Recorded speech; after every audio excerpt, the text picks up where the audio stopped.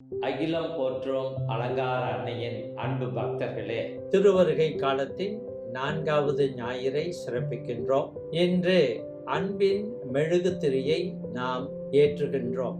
ஆண்டவராகிய இறைவன் மோசேக்கு சீனாய் மலையில 10 கட்டளைகளை கொடுத்தார். அந்த 10 கட்டளைகளும் மாந்தர்கள் அன்புடனும் மகிழ்ச்சியுடனும் நல்லுறவுடனும் வாழக்கூடிய வழிகாட்டுதலை தந்தது.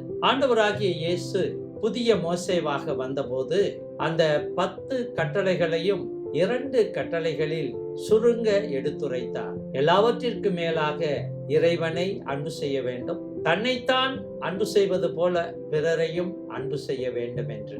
அன்பிற்குரியவர்களே, இந்த அன்பின் மெழுகுதிரியை நாம் ஏற்றும் போது இந்த நினைவுகள் தான் நம்முடைய உள்ளத்தில் எழ வேண்டும். நாம் நம்மை அன்பு செய்வது போல அடுத்தவரை அன்பு செய்யும் போது அந்த அன்பில் இருந்து தான் நீதி ஊற்றெடுக்கிறது, சமத்துவம் ஊற்றெடுக்கிறது, சகோதரத்துவம் ஊற்றெடுக்கின்றது. எனவே அன்பின் பரிமாணங்கள் தான் இவை.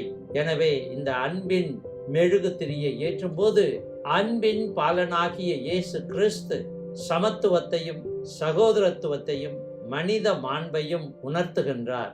அன்பிலிருந்து ஊற்றெடுக்கின்ற இந்த மதிப்பீடுகளை நானும் நீங்களும் பின்பற்றி வாழ்வோம். நீதியுடன் வாழ்வோம், நேர்மையுடன் வாழ்வோம், சமத்துவத்தை போற்றுவோம், சகோதரத்துவத்தை மதிப்போம், சமநீதியை காப்போம். இறைவன் நம் எல்லோருக்கும் அருள் புரிவாராக. ஆமீன்.